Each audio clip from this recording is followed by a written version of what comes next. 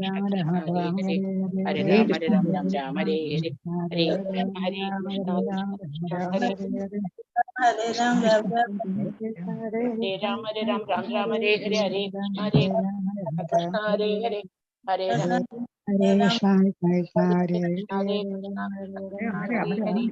Ram Hare Ram Ram Ram Hare Hare Hare Krishna Hare Hare Hare Hare Ram Hare Ram Ram Ram Hare Hare Hare Krishna Hare Ram Ram Ram Hare Hare Hare Krishna Hare Krishna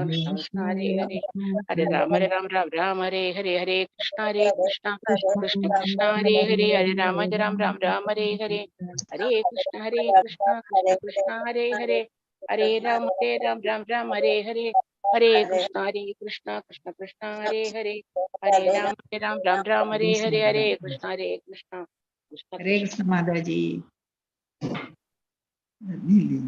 Hare Krishna Mataji. Hare Krishna Hare Krishna Mataji. Hare Krishna Mataji. Hare Krishna Hare Krishna Hare Krishna Mataji. Hare Ram Hare Krishna Mataji. Hare Krishna Om Ajnanatimidandasya Jnananjanashilakaya Chakshurunmilitam Yena Tasmai Shri Guruve Namaha Shri Chaitanya Manobhishtam Stapitam Yena Bhutale Swayam Rupa Kadamahyam Dadati Swapadandikam Vandeham Shri Guru Shri Yudapadakamalam Shri Gurum Vaishnavamscha Shri Rupam Sagrajadam Sahagana Raghunathanidam Tvam Sajivam Sadvaitam Savadutam Parijana Sahitam Krishna Chaitanya Devam Shri Radha Krishna Padan Sahagana Lalita Shri Vishakhanidamscha He Krishna Karuna Sindhu Dinabandhu Jagatpate Gopesha Gopika Kanda Radha Kanda Namostute Tapta Kanjana Gaurangi Shri Radhe Vrindavaneshwari Rishabhanusute Devi Pranamami Hari Priye Nama Om Vishnupadaya Krishna Preshtaya Bhutale Srimade Bhakti Vedanta Swamin Nidhi Namine Namaste Saraswate Deve Gauravani Pracharine Shesha Shunyavadi Pashatya Deshatarine Jaya Shri Krishna Chaitanya Prabhu Nityananda Shri Advaita Gadadhara Srivasadi Gaura Bhakta Vrinda Hare Krishna Krishna Krishna Hare Hare Hare Rama Rama Hare Hare Hare Krishna Krishna Krishna Hare Hare Hare Rama Rama Hare Hare Hare Krishna Krishna Krishna Hare Hare Hare Rama Rama Hare Hare Hare Krishna ഉപദേശാമൃതം level 3 ക്ലാസ്സിലേക്ക് എല്ലാവർക്കും സ്വാഗതം. ഹരേ കൃഷ്ണ. മാതാജി voice clear ആണല്ലോ അല്ലേ? Voice clear ആണ് മാതാജി. ഹരേ കൃഷ്ണ. ഹരേ കൃഷ്ണ. ഹരേ കൃഷ്ണ. ഹരേ കൃഷ്ണ. അപ്പൊ നമ്മളിപ്പോ ഉപദേശാമൃതത്തിലെ 5ാമത്തെ ശ്ലോകം വരെ എത്തി. കഴിഞ്ഞ ദിവസം നമ്മള് കണ്ട ശ്ലോകം, കഴിഞ്ഞ ദിവസത്തെ ശ്ലോകം ഏതായിരുന്നു? ദദാതി പ്രതിഗ്രഹണാദി ഗുഹ്യമാഖ്യാദി പൃച്ഛതി ഭുങ്ക്തേ ഭോജയതേ ചൈവ. ഷഡ്വിർ ഭക്തി എന്താണ്? പ്രീതി ലക്ഷണമായിട്ടുള്ള ഭക്തിയെ കുറിച്ചാണ്. അതായത് നമ്മൾ ഭക്തന്മാരുമായിട്ട് ആ സ്നേഹബന്ധം പുലർത്തുന്നത് എങ്ങനെയാണ് എന്ന് നമ്മൾ കണ്ടു. ആദ്യം എന്താണ് നമ്മൾ ചെയ്യുന്നത്? നമ്മള് ഉപഹാരം കൊടുക്കുന്നു, അത് സ്വീകരിക്കുന്നു, നമ്മൾ രഹസ്യങ്ങൾ, ഭക്തിയിൽ വരുന്ന വെല്ലുവിളികളെല്ലാം നമ്മൾ ഷെയർ ചെയ്യുന്നു, അതേപോലെ ഭക്തന്മാര് പറയുന്നത് നമ്മൾ കേൾക്കുന്നു, പിന്നെ മൂന്നാമത് പ്രസാദം കൊടുക്കുന്നു, പ്രസാദം സ്വീകരിക്കുന്നു. ഈ 3 കാര്യങ്ങൾ. അപ്പൊ ഈ ഒരു ശ്ലോകത്തില് നമ്മൾ കാണാൻ പോകുന്നത് 5ാമത്തെ ശ്ലോകത്തില് ഈ ഭക്തന്മാര് തന്നെ പല തലത്തിലുണ്ട്. അപ്പൊ ഭക്തന്മാര് ഏത് തലത്തിലുള്ള ഭക്തന്മാരുമായിട്ടാണ് നമ്മൾ 4ാമത്തെ ശ്ലോകത്തിൽ പറഞ്ഞ കാര്യങ്ങളൊക്കെ ചെയ്യേണ്ടത്? നാമം ജപിക്കുന്ന എല്ലാരും ഭക്തന്മാരാണല്ലോ, ശരിയാണ്, നാമം ജപിക്കുന്ന എല്ലാരും ഭക്തന്മാരാണ്. എന്നാൽ അവരെ തന്നെ നമ്മൾ പല ലെവലായിട്ട് തരം തിരിക്കുന്നുണ്ട്. അപ്പോൾ നമ്മള് ആരെടുത്താണ് ഈ സ്നേഹം കൈമാറുന്നത്? ദദാതി പ്രതിഗ്രഹണാദി ഗുഹ്യമാഖ്യാദി പൃച്ഛതി ഭുങ്ക്തേ ഭോജയതേ ചൈവ. ഈ 6 കാര്യങ്ങൾ നമ്മൾ ഏത് ഭക്തന്മാരുമായിട്ട് വേണം നമ്മൾ ഇത് ഷെയർ ചെയ്യാൻ എന്നുള്ളത് നമ്മൾ ഈ ശ്ലോകത്തില് പലതരത്തിലുള്ള ഭക്തന്മാർ ആരൊക്കെയാണെന്ന് കാണുമ്പോൾ നമുക്ക് മനസ്സിലാവും. അപ്പോ ഭക്തന്മാര് പലതരത്തിലുണ്ട്. അവരെ നമ്മൾ എങ്ങനെയാണ് അവരെ സമീപിക്കേണ്ടത് എന്നുള്ളതാണ് 5-ാമത്തെ ശ്ലോകം. ശ്രീ ശ്രീ രാധാ ഗോവിന്ദന്റെ അനുഗ്രഹത്തോടു കൂടി നമുക്ക് ഇന്നത്തെ ക്ലാസ്സിലേക്ക് കടക്കാം. അപ്പൊ മൊത്തം 11 ശ്ലോകങ്ങൾ. വൈദ്യസാധനാ ഭക്തിയാണ് നമ്മളിപ്പോ നിൽക്കുന്നത്. പിന്നെ രാഗാനുഗ ഭക്തി, ഭാവഭക്തി, പ്രേമഭക്തി. സത്സംഗം ഉയർന്ന തലത്തിൽ. സത്സംഗത്തിന് തിരഞ്ഞെടുക്കേണ്ട മാനദണ്ഡങ്ങൾ. ഇപ്പൊ ഭക്തന്മാരുമായിട്ട് സഹവസിക്കണം എന്ന് നമ്മൾ പറഞ്ഞു അല്ലെ? നമ്മൾ കഴിഞ്ഞ 2-3 ശ്ലോകങ്ങളിൽ പറയുന്നുണ്ട് എന്താണ്? ജനസംഘ, സംഘത്യാഗ. ഇത് ഭൗതികമായിട്ടുള്ള ആൾക്കാരുമായിട്ടുള്ള സംഘം ചേരരുത് എന്ന് പറയുന്നു. പിന്നെ ആരുമായിട്ട് സംഘം ചേരണം? ഭക്തന്മാരുമായിട്ട്. അതാണ് സത്സംഗത്തിൽ ചേരണം. അപ്പൊ അതിലും നമ്മൾ ചില മാനദണ്ഡങ്ങൾ പാലിക്കേണ്ടതുണ്ട്. ഒരു സുഹൃത്തായി തിരഞ്ഞെടുക്കേണ്ട വൈഷ്ണവരും വ്യത്യസ്ത തരത്തിലുള്ള വൈഷ്ണവരുമായി എങ്ങനെ പെരുമാറണം എന്നതും ഈ വാക്യത്തിന്റെ വിഷയമാണ്. ഇപ്പൊ ഈ ശ്ലോകത്തിൽ നമുക്ക് മനസ്സിലാകും പല ടൈപ്പ് വൈഷ്ണവരുണ്ട്, അവരുമായിട്ട് നമ്മൾ എങ്ങനെ പെരുമാറുന്നു എന്നുള്ളത് ഈ ഒരു ശ്ലോകത്തിൽ മനസ്സിലാക്കാം. എല്ലാ ഭക്തരെയും ബഹുമാനിക്കണം. എന്നാൽ ആത്മീയ പുരോഗതി കൈവരിക്കുന്നതിന് നാം ഗൗരവമേറിയ ഭക്തരുമായി സഹകരിക്കുകയും ലൗകിക സംഘത്തിൽ നിന്ന് അകന്നു നിൽക്കുകയും വേണം. അപ്പൊ ഭക്തന്മാർ ആരായാലും, ഒരു വട്ടം നാമം ജപിക്കുന്നവനാണെങ്കിൽ പോലും, ഒരു മാല ജപിക്കുന്ന ഒരു വ്യക്തിയാണെങ്കിൽ പോലും അവനും ഭക്തൻ തന്നെ. അപ്പോ എല്ലാരെയും ബഹുമാനിക്കണം. എന്നാൽ നമ്മൾ കൂടുതൽ ഭക്തിയിൽ പുരോഗതി കിട്ടണമെങ്കിൽ, ആത്മീയമായി പുരോഗതി കൈവരിക്കണമെങ്കിൽ നമ്മൾ കുറച്ചുകൂടെ സീനിയർ ആയിട്ടുള്ള, സീരിയസ് ആയിട്ട് ഭക്തി ചെയ്യുന്ന ഗൗരവമേറിയ ഭക്തരുമായിട്ട് സഹകരിക്കണം. അപ്പോഴേ നമുക്ക് ഭക്തിയിൽ ഒരു ഇംപ്രൂവ്മെന്റ് ഉണ്ടാവുകയുള്ളൂ, ഭക്തിയിൽ നമുക്ക് പുരോഗതി ലഭിക്കുകയുള്ളൂ. അപ്പോൾ ഇതാണ് നമ്മളുടെ 5-ാമത്തെ ശ്ലോകം. കൃഷ്ണേ ധിയസ്യ ഗിരിതം മനസാദ്രിയേത ദീക്ഷാസ്തി ചേത് പ്രണതിഭിശ്ച ഭജന്തമീശം ശുശ്രൂഷയാ ഭജന വിജ്ഞമനന്യമന്യ നിന്ദാദിശൂന്യഹൃതം നിധിസ്തസംഗലബ്ധ്യ. കൃഷ്ണേ ധിയസ്യ ഗിരിതം മനസാദ്രിയേത ദീക്ഷാസ്തി ചേത് പ്രണതിഭിശ്ച ഭജന്തമീശം ശുശ്രൂഷയാ ഭജന വിജ്ഞമനന്യമന്യ നിന്ദാദിശൂന്യഹൃതം ഇപ്സിതസംഗലബ്ധ്യ. അപ്പോ ഓരോ ലൈനിലും 3 തരത്തിലുള്ള ഭക്തന്മാരെ കുറിച്ചാണ് പറയുന്നത്. കൃഷ്ണേ ധിയസ്യ ഗിരിതം മനസാദ്രിയേത. ഈ ശ്ലോകം പറയുന്നത് കൃഷ്ണേതി യസ്യ ഗിരിതം മനസാദ്രിയേത. അപ്പോൾ കൃഷ്ണനാമം ചൊല്ലുന്ന ഭക്തരെ, കൃഷ്ണനാമം നാവിൽ ചൊല്ലുന്ന ഭക്തരെ നമ്മൾ എന്താണ്? മനസ്സുകൊണ്ട് പ്രണമിക്കണം. അതാണ് ആദ്യം പറയുന്ന ശ്ലോകത്തിൽ പറയുന്ന ആൾക്കാര്. അപ്പൊ കൃഷ്ണനാമം ജപിക്കുന്ന ഭക്തരെ മനസ്സുകൊണ്ട് നമ്മൾ, അതാണ് മനസ്സേദ്രിയേത. മനസാദ്രിയേത എന്ന് പറഞ്ഞാൽ മനസ്സുകൊണ്ട് നമ്മൾ പ്രണമിക്കണം. അപ്പൊ ഈ ആദ്യം പറയുന്ന ലൈനിലുള്ള ഭക്തരെ നമ്മൾ വിളിക്കുന്ന പേരാണ് കനിഷ്ഠ അധികാരി എന്ന് പറയും. അപ്പൊ കനിഷ്ഠ അധികാരി എന്ന് പറഞ്ഞാൽ ഭക്തിയിൽ തുടക്കക്കാരാണ്. അവര് നാമമൊക്കെ ജപിച്ച് തുടങ്ങിയിട്ടുണ്ട്, നാമം ജപിക്കുന്നുണ്ട്. അപ്പൊ അങ്ങനെയുള്ള വ്യക്തികളെ നമ്മൾ മനസ്സുകൊണ്ട് അവരെ ബഹുമാനിക്കണം. അതാണ് ആദ്യം പറയുന്നത്. കൃഷ്ണേതി യസ്യ ഗിരിതം മനസാദ്രിയേത. കൃഷ്ണനാമം ജപിക്കുന്ന ഭക്തന്മാരെ മനസ്സുകൊണ്ട് പ്രണമിക്കുക. ഇനി 2-ാമത്തെ തരം വൈഷ്ണവരെയാണ് പറയുന്നത്. ദീക്ഷാസ്തി ചേത് പ്രണതിഭിശ്ച ഭജന്തമീശം. ദീക്ഷാദി, അതായത് ദീക്ഷ എടുത്തവർ. ഇവിടെ ദീക്ഷ എന്ന് പറയുന്നത്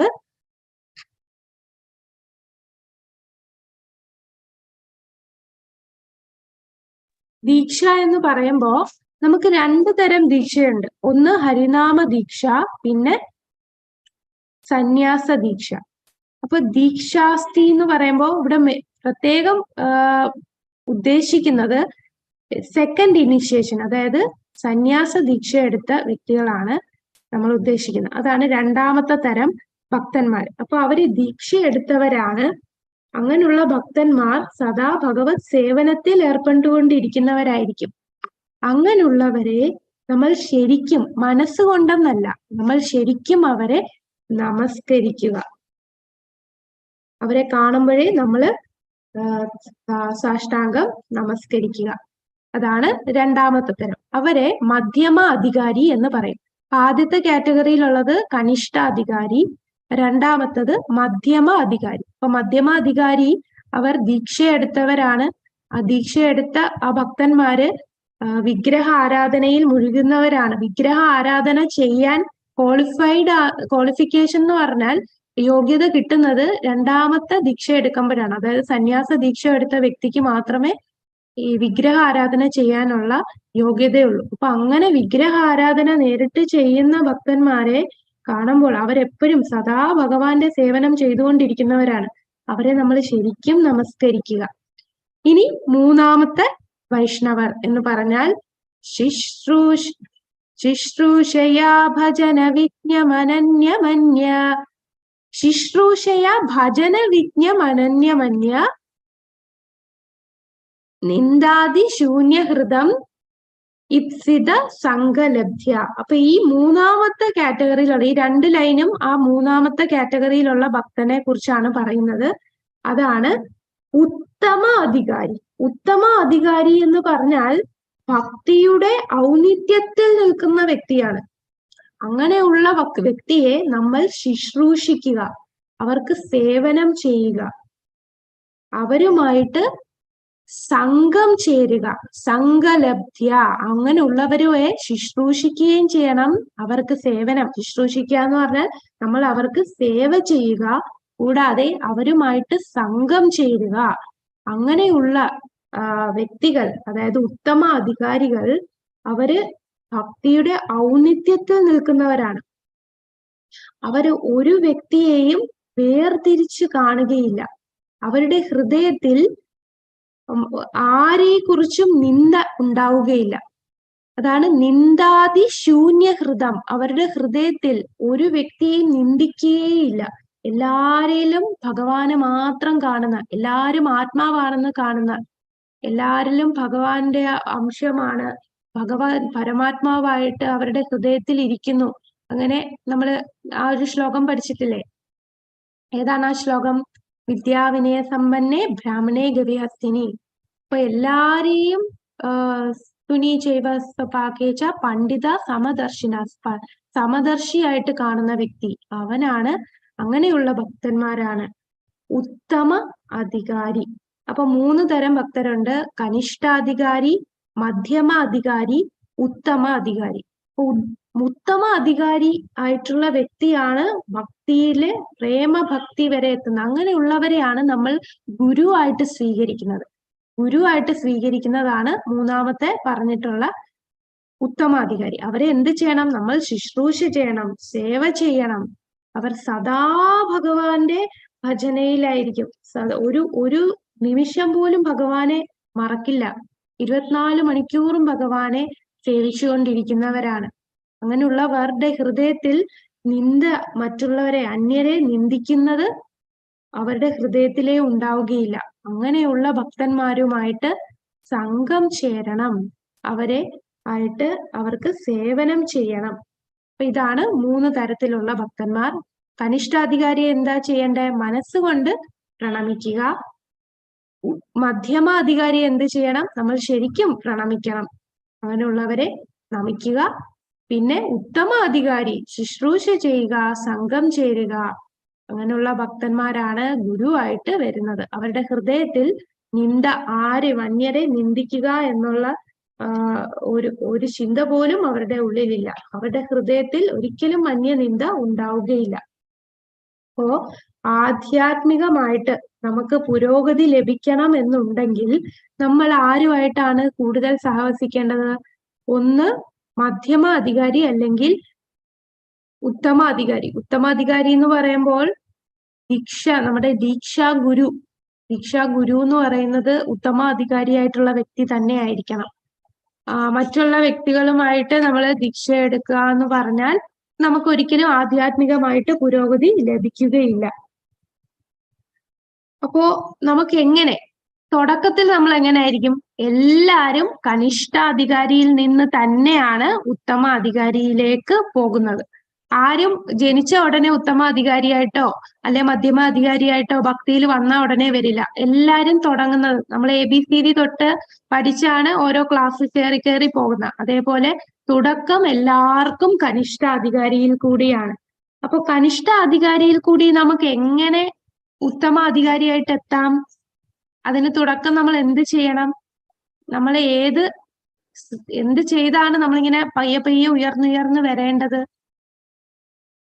ഹരേ കൃഷ്ണ. ഹരിനാമം ചൊല്ലി കൃഷ്ണനാമം.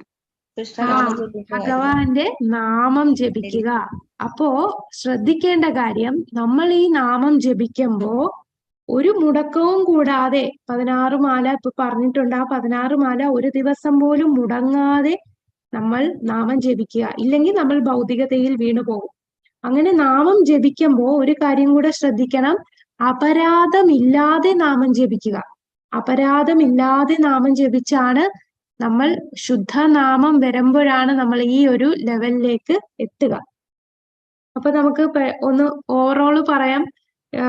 ഇപ്പോ കനിഷ്ഠ അധികാരി എന്നുള്ള വ്യക്തി തുടക്കക്കാരാണ്. അപ്പൊ നമ്മളെല്ലാരും ആ ഒരു സ്റ്റേജാണ്, കനിഷ്ഠ അധികാരി സ്റ്റേജിലാണ് നമ്മൾ എല്ലാരും നിൽക്കുന്നത്. അപ്പോ നമ്മൾ നേരത്തെ പറഞ്ഞ 4ാമത്തെ ശ്ലോകത്തിൽ പറഞ്ഞ കാര്യങ്ങൾ, ദദാതി പ്രതിഗ്രഹനാദി, ഇപ്പം കൊടുക്കുക വാങ്ങുക എന്നുള്ളത് കനിഷ്ഠാധികാരിയായിട്ടും കുഴപ്പമില്ല. പക്ഷെ ഗുഹ്യമാക്കിയാതി പൃച്ഛതി, ഈ നമ്മൾ രഹസ്യമായിട്ട് പറയുന്നതും അതുപോലെ നമുക്ക് ആധ്യാത്മികമായിട്ട് ചില വെല്ലുവിളികളൊക്കെ ഉണ്ടെങ്കിൽ അത് കനിഷ്ഠ അധികാരിയുമായിട്ട് നമ്മൾ ഷെയർ ചെയ്താൽ അത് നമുക്ക് ഒരു ആധ്യാത്മിക പുരോഗതി ലഭിക്കില്ല. ചിലപ്പോൾ നമ്മൾ അത്രയും രഹസ്യമായിട്ടുള്ള കാര്യം ഈ വ്യക്തിയോട് പറയുമ്പോൾ ഈ കനിഷ്ഠാധികാരി പുതിയതായിട്ട് വന്ന വ്യക്തിയാണ്, അവർക്ക് ആ രഹസ്യം ഇങ്ങനെ മനസ്സിൽ വെക്കാൻ പറ്റില്ല. അവർ ചിലപ്പോ വേറൊരാള് അടുത്ത് അത് പറയാം, മറ്റൊരിടത്ത് പറഞ്ഞെന്നിരിക്കാം. പിന്നെ കൂടാതെ കനിഷ്ഠാധികാരിയുടെ അടുത്ത് നമ്മൾ ഒരു പൊസിഷൻ കൊടുക്കുമ്പോ ഉള്ളിലൊരു ഒരു അഭിമാനം കൂടും. എനിക്കെല്ലാം അറിയാം, ഒരു അധികാരത്തിന്റെ ഒരു പെരുമാറ്റമൊക്കെ അവരുടെ ഉള്ളിൽ ഉണ്ടാകും. അപ്പൊ മറ്റുള്ളവർ വിചാരിക്കുമോ അധികമൊന്നും അറിഞ്ഞൂടെങ്കിലും വലിയ ഭക്തനാണെന്നാണ് ഭാവം. ഇങ്ങനെയുള്ള പല പല ചിന്തകളും ചെറിയ ഈഗോസ് ഒക്കെ വരും. കാരണം തുടക്കക്കാരാണ്, ഇതൊന്നും ഇല്ലാതെ നാമം ജപിച്ച് തുടങ്ങുന്ന ആൾക്കാരാണ്. അപ്പൊ നാമം ജപിച്ച് തുടങ്ങുന്ന ആൾക്കാരുമായിട്ട് നമ്മൾ ഇതുപോലെ ഗുഹ്യമാക്കിയാതി പശ്യതി അങ്ങനെയുള്ളത് ഷെയർ ചെയ്യരുത്. ചെയ്തു കഴിഞ്ഞാൽ ഇങ്ങനെ ചെറിയ പ്രശ്നങ്ങളൊക്കെ ഉണ്ടാകും.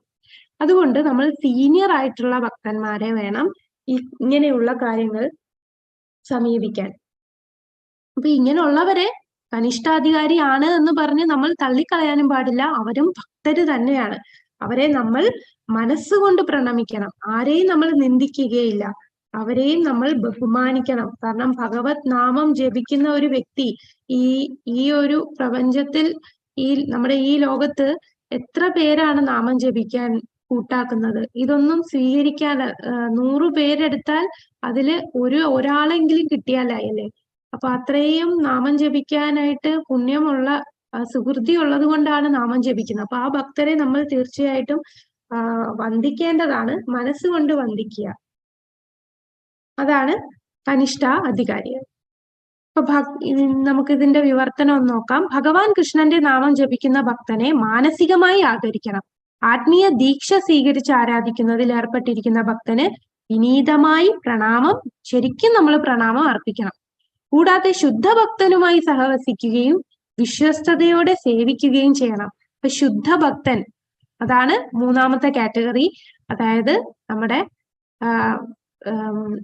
ഉത്തമ ഭക്തനാണ് ശുദ്ധഭക്തൻ. അങ്ങനെയുള്ളവരെ നമ്മൾ സഹവസിക്കുകയും വേണം, സേവനം ചെയ്യുകയും വേണം. അവർ എങ്ങനെയുള്ളവരാണ്? പരിഷ്കൃതമായ ഭക്തി സേവനത്തിൽ പുരോഗമിച്ചവരും, അതായത് ഭക്തിയിൽ ഔന്നിത്യത്തിൽ നിൽക്കുന്നവരാണ്. മറ്റുള്ളവരെ വിമർശിക്കാനുള്ള പ്രവണത പൂർണ്ണമായും ഇല്ലാത്തവരെയാണ്. ആരിലും നിന്ദിക്കാത്തവരാണ് ഉത്തമ ഭക്തന്മാർ. ഭഗവാൻ കൃഷ്ണന്റെ നാമം ജപിക്കുന്ന ഭക്തനെ മാനസികമായി ആദരിക്കണം. ആധ്യാത്മിക ദീക്ഷ സ്വീകരിച്ച് ആരാധനയിൽ ഏർപ്പെട്ടിരിക്കുന്ന ഭക്തന് വിനീതമായ പ്രണാമം അർപ്പിക്കണം. വ്യതിചലിക്കാത്ത ഭക്തി സേവനത്തിൽ ഉന്നതനും മറ്റുള്ളവരെ വിമർശിക്കാനുള്ള പ്രവണത പൂർണ്ണമായും ഇല്ലാത്ത ഹൃദയശുദ്ധിയുള്ള ആ ശുദ്ധ ഭക്തനുമായി ഒരാൾ സഹവസിക്കുകയും വിശ്വസ്തയോടെ സേവിക്കുകയും വേണം. ഇനി നമുക്ക് ഈ 3 പേരെയും നമ്മൾ ഒന്ന് വേർതിരിച്ച് നോക്കുകയാണ്. എന്താണ് ഇവരിലുള്ള പ്രത്യേകത എന്ന് നോക്കുകയാണ്. ആദ്യത്തത് കനിഷ്ഠ അധികാരി. അപ്പൊ ഈ കനിഷ്ഠ അധികാരിയായിട്ടുള്ള വ്യക്തി ക്ഷേത്രത്തിൽ എപ്പോഴും പോകും. ആ വ്യക്തി ആകെ എന്താണ് വിഗ്രഹത്തിൽ മാത്രം ദൈവത്തിനെ കാണുന്ന വ്യക്തിയാണ്. മറ്റുള്ള ഭക്തന്മാരെ കുറിച്ചോ ഭക്തന്മാരുടെ അടുത്തുള്ള ബഹുമാനമോ അവരുടെ അടുത്ത് എങ്ങനെ പെരുമാറണം അതൊന്നും അറിയില്ല.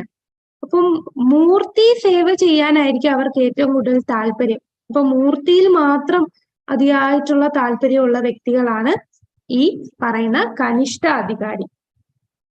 ആരുമായിട്ട് എങ്ങനെ പെരുമാറണം എന്നൊന്നും അവർക്ക് അധികം അറിയില്ല. അവരെ പ്രാകൃത ഭക്തർ എന്നായിരിക്കും പറയുക. എന്നിട്ട് ഇവരുടെ വിശ്വാസം എന്ന് പറഞ്ഞാൽ ഉറച്ച വിശ്വാസം കാണില്ല. ഭയങ്കര മൃദുവായി വഴങ്ങുന്ന വിശ്വാസമാണ്. നാളെ ഒരാൾ വന്നിട്ട് ഇതൊന്നും അല്ല ശരി, ഈ ചെയ്യുന്നതൊക്കെ വെറുതെ നീ സമയം കളയുകയാണ്, ഇങ്ങനെ ക്ഷേത്രത്തിൽ പോണ്ട, ഈ കൃഷ്ണാബോധം എന്ന് പറയുന്നതെല്ലാം ഒരു പറ്റീരാണ്, മറ്റുള്ള ആധ്യാത്മികത പോലെയുള്ളതാണ് എന്ന് ആരെങ്കിലും പറഞ്ഞാൽ അവൻ അതിൽ വിശ്വസിച്ച് ഇതിട്ടിട്ട് പോകും. അപ്പൊ കനിഷ്ഠാധികാരിയായിട്ടുള്ള വ്യക്തിയുടെ വിശ്വാസം വളരെ മൃദുവും വഴങ്ങുന്നതുമാണ്. ശാസ്ത്രത്തെക്കുറിച്ച് അധികമായി പരിചിതമല്ലാത്ത വ്യക്തിയുമാണ്. ശാസ്ത്രത്തിന്റെ നിഗമനങ്ങളിൽ പോലും പരിചിതമല്ല കനിഷ്ഠാധികാരിക്ക്. അപ്പൊ ഈ 3 കാര്യങ്ങളാണ്. ഒന്ന്, ബാഹ്യ അംഗങ്ങളുമായി മാത്രം പരിചിതം. ഭക്തിയുടെ ബാഹ്യ അംഗങ്ങൾ എന്ന് പറഞ്ഞാൽ ബാഹ്യമായിട്ട് എന്ത് കാണുന്നു, ഇപ്പം ഒരു ഇതുപോലെ DT കാണുകയാണെന്നുണ്ടെങ്കിൽ മൂർത്തിയെ കാണുമ്പോൾ മൂർത്തിയിൽ മാത്രമായിട്ടായിരിക്കും കൂടുതൽ താല്പര്യം. എന്നാൽ ഭക്തന്മാരോ മറ്റുള്ള ഭക്തന്മാരുടെ അടുത്ത് എങ്ങനെ പെരുമാറണമെന്നോ കൂടുതൽ അത്ര വിശ്വാസം ഉണ്ടാവില്ല. ശാസ്ത്രത്തെക്കുറിച്ചും വലിയ നിഗമനമില്ലാത്ത വ്യക്തിയായിരിക്കും കനിഷ്ഠാധികാരി.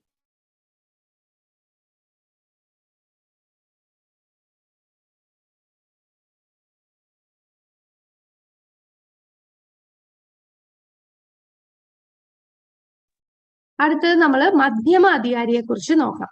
അപ്പൊ മധ്യമ അധികാരി എന്ന് പറയുമ്പോൾ മൂർത്തിയോട് വളരെ ഈ കനിഷ്ഠാധികാരിക്കുള്ളതിനേക്കാളും കൂടുതൽ പ്രേമമായിരിക്കും മൂർത്തി ആരാധനയോട്. കൂടാതെ മനസ്സിലാക്കും, ഈ മധ്യമ അധികാരിക്കറിയാം നമുക്ക് ഈ ഭഗവാൻ അല്ലാതെ മറ്റാരുമില്ല എന്ന ഉറച്ച വിശ്വാസം അവരിലുണ്ടാകും. നമുക്ക് സ്നേഹം തരാനും നമ്മളെ ഏറ്റവും കൂടുതൽ സ്നേഹിക്കുന്നതും ഈ ഭഗവാനാണ് എന്നുള്ള ഉറച്ച വിശ്വാസമുള്ള വ്യക്തികളായിരിക്കും മധ്യമാധികാരി. അവര് 2ാമത്തെ ദീക്ഷ സ്വീകരിച്ച, അതായത് സന്യാസ ദീക്ഷ സ്വീകരിച്ച വ്യക്തികളായിരിക്കും. മൂർത്തി ആരാധന ചെയ്യാൻ സാധിക്കുന്നവരാണ് ഈ മധ്യമാധികാരി. ഭക്തിയുടെ പ്രവൃത്തിയും നിവൃത്തിയും വേർതിരിച്ചറിയുന്നു, ബഹുമാനിക്കുന്നു, കരുണ, ഭഗവാനോട് പ്രേമം. അതായത് ഇവര് ആൾക്കാരെ 4ആയിട്ട് തരം തിരിച്ചായിരിക്കും കാണുക. എല്ലാരെയും ഒരുപോലെ കാണില്ല മധ്യമാധികാരി. ഭക്തന്മാരുമായിട്ട് സൗഹൃദത്തിൽ ഏർപ്പെടും. എന്നാൽ തന്നെക്കാളും താഴ്ന്ന, ഭക്തിയിൽ അധികം വന്നിട്ടില്ലാത്ത താഴ്ന്നു നിൽക്കുന്നവരെ അവരുടെ അടുത്ത് കാരുണ്യമായിരിക്കും, അവർക്ക് ഭക്തിയിലേക്ക് വരാനായിട്ട് സഹായിക്കും. എന്നാൽ ഈ നിരീശ്വരവാദിയും ഈ ഭക്തിയില് എഗൻസ്റ്റ് ആയിട്ട് പറയുന്ന മായാവാദി അങ്ങനെയുള്ള ആൾക്കാരിൽ നിന്ന് അകന്നു നിൽക്കും. അപ്പം പല തരത്തിലാണ് ഭക്തന്മാരെ ഈ മധ്യമ അധികാരികൾ കാണുന്നത്. ഭക്തന്മാരുമായിട്ട് സൗഹൃദം സ്ഥാപിക്കും, അറിവില്ലാത്തവരടുത്ത് ദയ തോന്നും. അപ്പൊ അവരെ എങ്ങനെ കൃഷ്ണാബോധത്തിൽ കൊണ്ടുവരാമെന്ന് ആത്മാർത്ഥമായി ശ്രമിക്കുന്നവരാണ്. എന്നാൽ അസൂയുള്ള ആൾക്കാർ കാണും, അല്ലെ? ഭക്തിയില് ഒരുപാട് പ്രശ്നങ്ങൾ ഉണ്ടാക്കുകയും വിശ്വാസമില്ലാതെയും ഇതിലെങ്ങനെ വാക്തർക്കത്തിലൊക്കെ വരാൻ ഉതകുന്ന ആൾക്കാർ കാണും. അങ്ങനെയുള്ള ആൾക്കാരിൽ നിന്ന് ദൂരെ മാറി നിൽക്കും. അങ്ങനെ ചെയ്യുന്നവരാണ് മധ്യമാധികാരി. ശരിക്കും പ്രീച്ചിങ്ങിൽ പോകുമ്പോൾ മധ്യമാധികാരി സ്റ്റേജിലുള്ളവരാണ് പ്രീച്ച് ചെയ്യേണ്ടത്. അപ്പൊ വേർതിരിച്ച് കണ്ട് ഓരോ കാറ്റഗറി ആൾക്കാരെയും ഓരോ രീതിയിലായിരിക്കും കാണുക. ഭക്തന്മാരുടെ അടുത്ത് ഒരു രീതിയിൽ, അവരുടെ അടുത്ത് സ്നേഹ സൗഹൃദം, അറിവില്ലാതെ, അതായത് ഭക്തിയിൽ ഒന്നും അറിയാതെ വരുന്ന, എന്നാൽ അവർക്ക് എന്താണെന്ന് അറിയാൻ വരുന്ന ആൾക്കാര്, അങ്ങനെയുള്ളവരെടുത്ത് ദയ തോന്നി അവർക്ക് എങ്ങനെ ഭക്തിയിൽ മുന്നേറ്റം കൊണ്ടുവരാമെന്ന് ശ്രമിക്കുന്നവരാണ്. അന്യരെ ഒന്നും നിന്ദിക്കില്ല. ഇതുപോലെ എയ്ത്തിസ്റ്റ് ആയിട്ടുള്ള ആൾക്കാര് വാക്തർക്കത്തിനും ദൈവമില്ല എന്ന് സ്ഥാപിക്കാൻ വരുന്നവരാണെങ്കിൽ അങ്ങനെയുള്ളവരെ അവോയ്ഡ് ചെയ്യും. അവരുമായിട്ട് കൂടുതൽ വാക്തർക്കത്തിന് പോവുകയില്ല. എന്നാൽ അവരെ നിന്ദിക്കുന്നില്ല, അവരടുത്ത് വാക്തർക്കമുണ്ടായി വഴക്കോ അങ്ങനൊന്നും പോയില്ല. അവരിൽ നിന്ന് ദൂരെ മാറി നിൽക്കുന്നവരാണ് ഈ പറയുന്ന മധ്യമ അധികാരി. കൃഷ്ണനിൽ ഉറച്ച വിശ്വാസമുള്ളവരാണ്. ശാസ്ത്രത്തിലും കൃഷ്ണനിലും ഉറച്ച വിശ്വാസം. കനിഷ്ഠാധികാരി എങ്ങനെയാണ്? അവരുടെ വിശ്വാസം അത്ര ഉറച്ച വിശ്വാസമില്ല, അവരെ മൃദുവായിട്ടുള്ള വിശ്വാസമേ ഉള്ളൂ. ആരെങ്കിലും എന്തെങ്കിലും പറഞ്ഞാൽ ചിലപ്പോൾ അവർ ഇതിൽ നിന്ന് മാറിപ്പോകാം. ശാസ്ത്രത്തിലും വലിയ പരിചയമില്ലാത്തവരാണ് കനിഷ്ഠാധികാരി. എന്നാൽ മധ്യമ അധികാരികൾക്ക് ഉറച്ച വിശ്വാസം ശാസ്ത്രത്തിലും ഉണ്ട്, ഭഗവാനിലും ഉണ്ട്. നിരന്തരം ജപിക്കുന്നവരായിരിക്കും മധ്യമാധികാരി. കൂടാതെ ഭക്തി പ്രചരിപ്പിക്കുന്നവരാണ് മധ്യമാധികാരി. ഭക്തി കൂടുതൽ പ്രചാരണം ചെയ്യുന്ന, പ്രീച്ചിങ് കൂടുതൽ ഏറ്റെടുക്കുന്നത് മധ്യമ അധികാരി ആൾക്കാരെ ഒരുപാട് പേരെ പ്രീച്ച് ചെയ്യും. അപ്പൊ നമ്മുടെ ഇസ്കോണില് തന്നെ ജാതി, ഭേദ, മതം, രാജ്യം ഒരു വേർതിരിവും ഇല്ലാതെ ഭക്തർ മാത്രമാണ് അല്ലെ. അപ്പോ ചില ആൾക്കാർക്ക് ക്ഷേത്രത്തിൽ പോവാനാണ് താല്പര്യമുള്ളത്. അങ്ങനെയുള്ളവരാണ് കനിഷ്ഠാധികാരി. അപ്പൊ ആദ്യം പോകുമ്പോ മറ്റു ഭക്തന്മാര് എന്താണ്, ആദ്യമായിട്ട് നമ്മൾ ചെല്ലുമ്പോ നമ്മളടുത്ത് നല്ല പുഞ്ചിരിച്ച് നമ്മളെ ജപിക്കാനൊക്കെ പറഞ്ഞു തരും. പിന്നെ നമ്മള് നാമം ജപിക്കാൻ തുടങ്ങും. അപ്പൊ അത് നമ്മൾ കനിഷ്ഠ ലെവലിൽ നിൽക്കുകയാണ്. പിന്നെ കുറെ നാളുകൾ കഴിഞ്ഞ് നമ്മൾ അമ്പലത്തിലൊക്കെ പോയി ക്ലാസ്സുകളൊക്കെ കേട്ട് ഗുരു ഉണ്ടെന്നൊക്കെ മനസ്സിലാക്കുന്നു. പിന്നെ അവരടുത്ത് നമുക്ക് എങ്ങനെയാണ് ഗുരുവിനെ ലഭിക്കുക, അപ്പൊ അവര് നമുക്ക് പറഞ്ഞു തരും ഗുരുവിനെ ലഭിക്കാൻ നമ്മൾ എന്തൊക്കെ ചെയ്യണം. അങ്ങനെ നമ്മൾ അഡ്വാൻസ് ചെയ്ത് സാധനയൊക്കെ ചെയ്ത് ദീക്ഷ എടുക്കുന്നു. പിന്നെ ഗുരുവിന്റെ ആജ്ഞപ്രകാരം നമ്മൾ പ്രവർത്തിക്കുന്നു.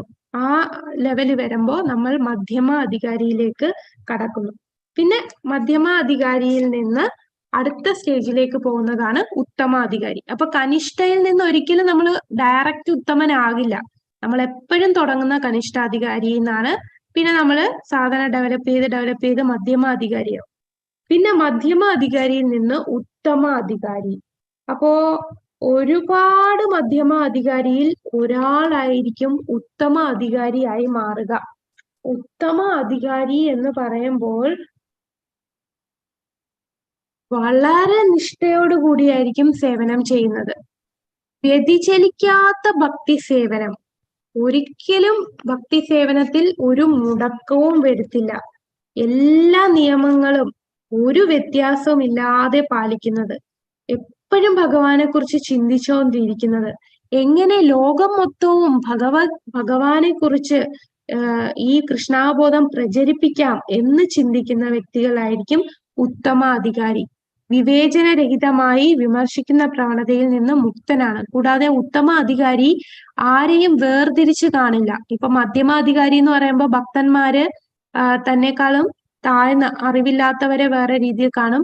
പിന്നെ എയ്ത്തിസ്റ്റ് പോലെ നിരീശ്വരവാദികളെയും ഇതിൽ അസൂയയുള്ള ആൾക്കാരെയും വേറെ രീതിയിൽ കാണും. എന്നാൽ ഉത്തമ അധികാരി എല്ലാരെയും ഒരുപോലെയാണ് കാണുന്നത്. കാരണം അവര് കാണുന്നത് ആത്മാവിനെ മാത്രമേ കാണുന്നുള്ളൂ. അപ്പൊ ഒരു ഉത്തമ അധികാരി സ്റ്റേജിൽ നിന്നാൽ പ്രീച്ച് ചെയ്യാൻ വളരെ പ്രയാസമാണ്. ഇപ്പോ നമുക്ക് ഉത്തമ അധികാരിക്ക് ഉദാഹരണം ആരെ പറയാം? ഒരു ഉദാഹരണം പറയോ ഉത്തമ അധികാരിയായിട്ടുള്ള ഒരു വ്യക്തി? അതെ, ശ്രീല പ്രഭുപാദർ ഉത്തമ അധികാരിയാണ്. അദ്ദേഹം അത്രയും വ്യതിചലിക്കാത്ത ഭക്തി സേവനം 24 മണിക്കൂറും ഭഗവത് സേവനത്തിൽ ഏർപ്പെട്ടിരിക്കുന്ന വ്യക്തിയാണ്. അപ്പൊ അദ്ദേഹം എങ്ങനെയാണ് ഇതുപോലെ താഴെക്കിടയിൽ കിടന്ന ആൾക്കാരെ വരെ മുകളിലേക്ക് കൊണ്ടുവന്നത്? അപ്പോ ഉത്തമ അധികാരിയായിട്ട് നിൽക്കുന്ന വ്യക്തി എല്ലാരെയും ഒരുപോലെ കാണുകയുള്ളൂ. എല്ലാരെയും ആത്മാവ് മാത്രമാണ് കാണുന്നത്. അങ്ങനെ ഉത്തമ അധികാരിയായിട്ടുള്ള വ്യക്തിക്ക് മാത്രമേ വളരെ പതീതനായിട്ടുള്ളവനെ പോലും ഉയർത്തിക്കൊണ്ടുവരാൻ സാധിക്കുകയുള്ളൂ. ഈ ലോകം മൊത്തവും കൃഷ്ണാബോധം പ്രചരിപ്പിക്കാനായിട്ട് ശ്രമിക്കുന്നതാണ് അല്ലെ. ശ്രീല പ്രഭുപാദർ 70 വയസ്സായപ്പോ അദ്ദേഹം അമേരിക്കയിൽ പോയി ചരക്ക് കപ്പലിലെ ജലദൂതയിൽ പോയി 2 ഹാർട്ട് അറ്റാക്ക് വന്ന വ്യക്തിയാണ്. എന്നിട്ടും അദ്ദേഹത്തിന് എങ്ങനെ കൃഷ്ണാബോധം പ്രചരിപ്പിക്കും, ആ ചിന്തയിൽ മാത്രമായിരുന്നു അദ്ദേഹത്തിനുണ്ടായിരുന്നത്. അപ്പോ അദ്ദേഹം ഏത് ഒരു നിമിഷം പോലും ഭഗവാൻ അല്ലാതെ മറ്റൊരു കാര്യവും ചെയ്യില്ല. ഓരോ കാര്യങ്ങളും ഭഗവത് സേവനം, എങ്ങനെ ഓരോ സാഹചര്യം വന്നാലും അത് ഭഗവത് സേവനമായിട്ട് ഉപയോഗിക്കണം. ഒരുപാട് പേരെ ഭക്തരാക്കി. അപ്പോ അത്രയും ഉയർന്ന ലെവലില് ആൾക്കാരെ കൊണ്ടുവരുത്താൻ ഉത്തമ ഭക്തന്മാർക്കേ സാധിക്കുകയുള്ളൂ. എല്ലാരിലും ആത്മാവിനെ മാത്രം കാണുന്നു. വിശ്വാസം എങ്ങനെയായിരിക്കും? അചഞ്ചലമായ വിശ്വാസമായിരിക്കും. അചഞ്ചലമായ വിശ്വാസം. ഇവിടെ ഉറച്ച വിശ്വാസം എന്ന് പറഞ്ഞാൽ പോരാ, അചഞ്ചല വിശ്വാസമാണ് ഉത്തമ അധികാരിയുടെ വിശ്വാസം. ശാസ്ത്രത്തിൽ പൂർണ്ണമായി ശാസ്ത്രം അറിയുന്ന വ്യക്തിയാണ്. ശാസ്ത്രത്തിൽ ഒന്നുപോലും അറിയാതെയില്ല. ഇപ്പൊ മധ്യമ അധികാരിയാണെങ്കിലും ശാസ്ത്രത്തിൽ വിശ്വാസമുണ്ട്, എന്നാൽ ശാസ്ത്രത്തിന്റെ ജ്ഞാനം പൂർണ്ണതയിലായിരിക്കില്ല. എന്നാൽ ഉത്തമ അധികാരിക്ക് പൂർണ്ണ ജ്ഞാനമാണ്. ശാസ്ത്രത്തിലുള്ളവര് മറ്റുള്ളവരെ ജപിക്കാനായിട്ട് പ്രേരിപ്പിക്കുകയും എല്ലാവരെയും കൃഷ്ണാബോധത്തിൽ ഉയർത്താൻ ശ്രമിക്കുന്നതാണ്. ഉത്തമ അധികാരിയാണ് നമ്മൾ ഗുരുവായിട്ട് സ്വീകരിക്കേണ്ടത്. ഗുരുവായിട്ട് സ്വീകരിക്കുന്നതാണ് ഉത്തമ അധികാരി. ഇപ്പോ നമ്മുടെ വീട്ടില് നമ്മളെല്ലാം ഇപ്പൊ കനിഷ്ഠാധികാരി ലെവലിലേക്കാണ്. നമ്മൾ നാമം ജപിക്കാൻ തുടങ്ങി. അപ്പോൾ ഇനി നമ്മൾ ദീക്ഷ എടുക്കണം. അങ്ങനെ നമ്മള് പയ്യെ മധ്യമാധികാരിയിലേക്ക് പോകണം. അപ്പൊ നമുക്ക് ഒരുപാട് പ്രശ്നങ്ങൾ, ഇപ്പൊ വീട്ടില് തന്നെ ഭക്തി, നമ്മൾ വീട്ടിൽ വല്ലതും ഭക്തി പറഞ്ഞാൽ എങ്ങനെ ഇരുന്ന ആളാണ്, നമ്മൾ പണ്ടേ അറിയാവുന്നവനാ, ഇവനാ ഇപ്പൊ നാമം ജപിച്ച് നടക്കുന്നത്. അപ്പൊ അവരെടുത്ത് നമ്മൾക്ക് പറഞ്ഞു മനസ്സിലാക്കാൻ പ്രയാസമാണ്. നമ്മൾ ബാക്കിയുള്ളവരെ പറഞ്ഞു മനസ്സിലാക്കാൻ നമുക്ക് ഒരു ബന്ധമില്ലാത്തവരടുത്ത് പറയാൻ നമുക്ക് പറ്റും, പക്ഷെ വീട്ടുകാരടുത്ത് പറഞ്ഞു മനസ്സിലാക്കാനാണ് ഇച്ചിരി പ്രയാസമുള്ളത്. അപ്പോ അങ്ങനെയുള്ള ആൾക്കാരെ നമ്മൾ ഭക്തിയിലേക്ക് കൊണ്ടുവരാൻ ഏറ്റവും എളുപ്പ വഴി എന്താന്ന് വെച്ചാൽ, നമ്മൾ സീനിയർ ഭക്തന്മാരുടെ വീട്ടിൽ വരികയോ അവരുടെ വീട്ടിൽ പോവുകയോ ഒക്കെ ചെയ്ത് നോക്കുമ്പോ ചിലപ്പോ 10 കൊല്ലം കൊണ്ട് നടക്കാത്ത കാര്യം തന്നെ ആ ഒരു നിമിഷം കൊണ്ട് മാറും. ഈ ഉത്തമ ഭക്തന്മാരെ അവരെ കാണിച്ചു കൊടുക്കുമ്പോ അവരുമായിട്ടുള്ള സഹവാസത്തിൽ കൂടെ അവർക്ക് പെട്ടെന്ന് ബോധ്യം വരും. അങ്ങനെ നമ്മൾ സാധന ചെയ്യുകയും നമ്മളുടെ സ്വഭാവത്തിലെ ഈ മാറ്റവും അങ്ങനെയുള്ള ഭക്തന്മാരുടെ ജീവിതവും ഒക്കെ കണ്ടു മനസ്സിലാക്കുമ്പോൾ ആ കാണുമ്പോൾ തന്നെ ഈ ഉത്തമ ഭക്തന്മാരുടെ ദൃഷ്ടി പതിക്കുമ്പോൾ തന്നെ നമ്മളുടെ പാപം നശിക്കുമെന്നാണ് പറയുന്നത്. അപ്പൊ അതുകൊണ്ടാണ് മഹാരാജ് ഒക്കെ വരുമ്പോ നമ്മൾ തീർച്ചയായിട്ടും അവരുടെ പോയി കാണണം എന്ന് പറയുന്നത്. അവരുടെ ഒരു ദൃഷ്ടി, അവരുടെ ഒരു അനുഗ്രഹം കിട്ടുമ്പോൾ തന്നെ നമുക്ക് ഭക്തിയിൽ ഉയരാൻ സാധിക്കും. ഭക്തിയിൽ നമുക്ക് ഏറ്റവും കൂടുതൽ ഉയരാൻ ഏറ്റവും ഉചിതമായിട്ട് നമുക്ക് ഭക്തിയിൽ ഇംപ്രൂവ് ചെയ്യാനായിട്ട് ഉത്തമ ഭക്തരുടെ സഹായം വേണം, അവരുടെ അനുഗ്രഹം വേണം. അപ്പൊ നമുക്ക് ഭക്തിയിൽ ഒരുപാട് ഉന്നതിയിലെത്താൻ സാധിക്കും. അപ്പോൾ നമ്മൾ ഇതേപോലെ സാധന ചെയ്ത് ഗുരു പറയുന്ന രീതിയിൽ സാധന ചെയ്യുമ്പോഴാണ് നമുക്ക് ഭക്തിയിൽ ഉയരാൻ സാധിക്കുന്നത്. അപ്പൊ എന്തുകൊണ്ടാണ് അപ്പൊ ബാക്കിയുള്ളവര്, നമ്മളിപ്പോ വീട്ടുകാർ തന്നെ തോന്നും, നമുക്ക് എന്തോ ഒരു സന്തോഷം കാണുന്നുണ്ടല്ലോ, ഏത് സാഹചര്യത്തിലും നമ്മൾ സന്തോഷമായിട്ടിരിക്കുന്ന കാണുമ്പോൾ അവർക്ക് തന്നെ ഒരു മാറ്റം തോന്നും. ഇപ്പോ ശങ്കരാചാര്യര് പറഞ്ഞിട്ടുണ്ട്, ബാല്യത്തിലുള്ള കുട്ടികളുടെ ചിന്ത എന്താണ്? കളിക്കുക എന്നുള്ള ചിന്ത മാത്രമേ ഉള്ളൂ. കുറച്ച് യൗവനമൊക്കെ ആകുമ്പോ തരുണി സ്ത്രീകൾക്ക് പുരുഷനെയും പുരുഷന്മാർക്ക് സ്ത്രീകളെയും കുറിച്ചായിരിക്കും ചിന്ത. വാർദ്ധക്യത്തിലാകുമ്പോഴോ ചിന്താമഗ്നനായിരിക്കും, എപ്പോഴും ചിന്ത. കാരണം വാർദ്ധക്യം എത്തുമ്പോൾ നമുക്ക് ജോലിയില്ല, കുട്ടികളെല്ലാം അവരുടെ വഴിക്ക് പോയി, ജീവിതത്തിൽ ഒരു ശൂന്യത അനുഭവപ്പെടുന്നു, നമ്മളുടെ ശക്തിയെല്ലാം കുറഞ്ഞു, ഊർജം എല്ലാം ക്ഷയിച്ചു, ആരും കൂടെ ഇല്ല, ഇനി നാളെ എനിക്ക് എന്താവും, എനിക്ക് എന്തെങ്കിലും സംഭവിച്ചാൽ ആരെങ്കിലും കാണുവോ എന്നുള്ള ചിന്താമഗ്നതയിലായിരിക്കും ഈ വാർദ്ധക്യത്തിലുള്ളവർ. അവർക്ക് ശക്തിയുള്ള സമയത്തോ അവർ ഭക്തി ഒന്നും ചെയ്തില്ല, ഭക്തിയെ ദൂരെ നിർത്തി. എന്നാൽ ഒരു ഭക്തനായി കഴിയുമ്പോൾ ഭക്തന്റെ ജീവിതം ഭയങ്കര ഡിഫറെന്റ് ആണ്. ഭക്തൻ എന്ന് പറഞ്ഞാൽ അവന് ശക്തിയുള്ള കാലത്ത് തന്നെ ഭക്തി ചെയ്യുന്നു. വാർദ്ധക്യം വന്ന് കുട്ടികളൊക്കെ വലുതായി, അവരൊക്കെ അവരുടെ ജോലി അതുമായിട്ട് പോയി, നമ്മൾ പെൻഷനായി. അപ്പോൾ ഈ ഭക്തന്മാർക്ക് വാർദ്ധക്യത്തിൽ ശൂന്യത തോന്നില്ല. കാരണം അവർക്ക് ഒരുപാട് കാര്യം ചെയ്യാനുണ്ട്.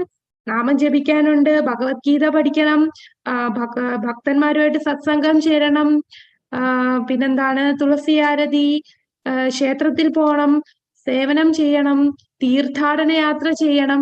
ജീവിതത്തിൽ ശരിക്കും അർത്ഥവത്താകുന്നത് ആ സമയത്താണ്. അപ്പോഴാണ് ഒരു ഭക്തനാകുമ്പോഴാണ് വാർദ്ധക്യം ഏറ്റവും കൂടുതൽ ആസ്വദിക്കുന്നത്. ഒരുപാട് സമയം ഭഗവത് സേവനത്തിനുണ്ട്. മറ്റുള്ളവര് ജോലിയൊക്കെ ഉണ്ട്, ജോലിയുടെ ഇടയിലായിരിക്കും ഇതൊക്കെ ചെയ്യുന്നത്. പക്ഷെ വാർദ്ധക്യം, പക്ഷേ ഇതൊന്നും ഇല്ല. ഈ ഭക്തി ചെയ്യാത്ത വ്യക്തികളുടെ വാർദ്ധക്യം എന്ന് പറയുമ്പോൾ അവര് ചിന്തയിലാണ്. നാളെ എന്ത് വരും, മറ്റുള്ളവരെ കുറിച്ചുള്ള ചിന്ത, മക്കളെ കുറിച്ചുള്ള ചിന്ത, കൊച്ചുമക്കളെ കുറിച്ചുള്ള ചിന്ത, ഇനി ഭാവിയിൽ ലോകത്ത് നടക്കുന്ന ഓരോ കാര്യങ്ങൾ ചർച്ച ചെയ്യും. കാരണം ഇപ്പൊ പെൻഷനായി കഴിഞ്ഞ ആൾക്കാർ എന്താ ചെയ്യുന്നത്, ഒന്നെങ്കിൽ ഫുൾ ടൈം ടിവിയിലായിരിക്കും, ഇപ്പൊ ഫോൺ വന്നതുകൊണ്ട് ഫുൾ ടൈം ഫോണിലായിരിക്കും. ഫേസ്ബുക്ക്, വാട്സപ്പ്, ഇതിലൊക്കെ ഓരോ വരുന്ന മെസ്സേജ് ഇതെല്ലാം കണ്ട്, പിന്നെ വാർത്തയില് ന്യൂസ് പേപ്പർ ആദ്യത്തെ ലൈൻ തൊട്ട് അവസാനത്തെ ലൈൻ വരെ വായിച്ചു തീർക്കും.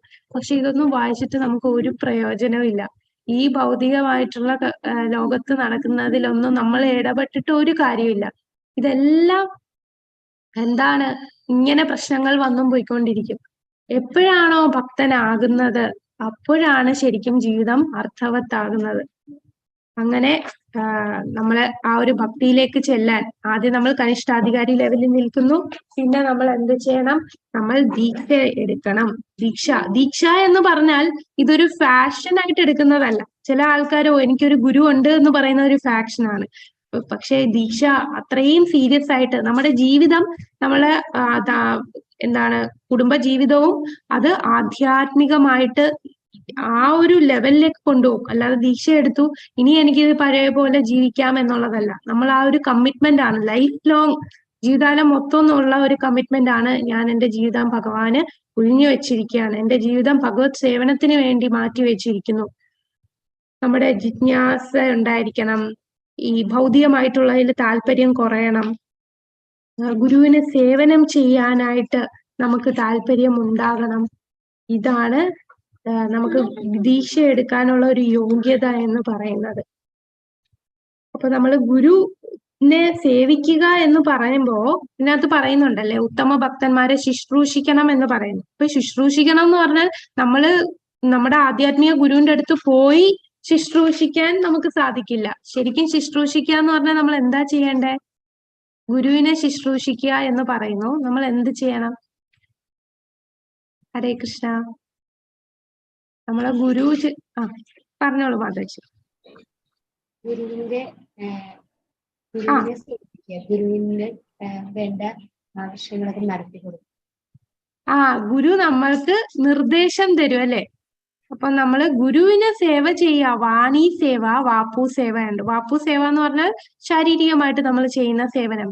വാണി സേവ എന്ന് പറഞ്ഞാൽ ഗുരു നമുക്ക് നിർദ്ദേശം തരും. ഇപ്പൊ പ്രഭുപാദർ നമുക്ക് നിർദ്ദേശം തന്നു, പുസ്തകങ്ങൾ ഡിസ്ട്രിബ്യൂട്ട് ചെയ്യുക, നിങ്ങൾ എല്ലാരും നാമം ജപിക്കുക, എല്ലാരും പ്രീച്ച് ചെയ്യുക. അപ്പൊ നമ്മൾക്ക് നമ്മുടെ ഗുരു പറയും, നിങ്ങൾ എല്ലാവർക്കും കൃഷ്ണാബോധം മറ്റുള്ളവർക്ക് പകർന്നു കൊടുക്കുക. അപ്പൊ നമ്മൾ ഈ ചെയ്യുന്നതെല്ലാം സേവനമാണ്, ഗുരുവിന് ചെയ്യുന്ന ശുശ്രൂഷയാണ്, ആ സേവനം തന്നെയാണ്. ഗുരുവിന്റെ അടുത്ത് പോയി സേവനം ചെയ്യണമെന്നില്ല. നമ്മൾ നാമം ജപിക്കുന്നതും എന്താണ് നമ്മള് മറ്റുള്ളവർക്ക് കൃഷ്ണാബോധം പറഞ്ഞു കൊടുക്കുന്നതും അതെല്ലാം ഗുരുവിന് ചെയ്യുന്ന സേവനമാണ്. പിന്നെ നമുക്ക് ഏറ്റവും പ്രധാനമായിട്ടുള്ള കാര്യം, നാമവും നാമിയും ഒന്ന് തന്നെ. കൃഷ്ണന്റെ നാമം ജപിക്കുമ്പോ നമ്മൾ അപരാധമില്ലാതെ നാമം ജപിക്കണം. അപരാധത്തോടുകൂടി നാമം ജപിച്ചാൽ നമുക്ക് ആധ്യാത്മികമായി ഒരു പുരോഗതിയും വരില്ല. നമ്മളിങ്ങനെ വർഷം തോറും ഇങ്ങനെ നാമം ജപിച്ചുകൊണ്ടിരിക്കും. ചിലര് 100 തവണയൊക്കെ നാമം ജപിക്കും. പക്ഷെ അവർ അപരാധത്തോടു കൂടി ശ്രദ്ധിക്കാതെ ഇങ്ങനെ ഹരേ കൃഷ്ണ ഹരേ കൃഷ്ണ കൃഷ്ണ കൃഷ്ണ ഹരേ ഹരേ ഇങ്ങനെ പറഞ്ഞുകൊണ്ടിരിക്കും. മനസ്സ് വേറെ എവിടെയെങ്കിലും ഒക്കെ പല പല ചിന്തയിലായിരിക്കും. ചിന്തിച്ചുകൊണ്ടാണ് നാമം ജപിക്കുന്നത്. എണ്ണത്തിൽ മാത്രം 100ആയി, അതിൽ കാര്യമില്ല. അപരാധമില്ലാതെ നാമം ജപിച്ചാലേ നമുക്ക് ആധ്യാത്മികമായി പുരോഗതി ലഭിക്കുകയുള്ളൂ. അപരാധമില്ലാതെ നാമം ജപിക്കുക. അപ്പോഴാണ് ആ നാമവും ഭഗവാനും ഒന്ന് തന്നെ ആകുന്നത്, അത് തമ്മിൽ വ്യത്യാസമില്ലാതാകുന്നത്. അങ്ങനെ നമ്മൾ ക്രമേണ ഉയരാൻ സാധിക്കും.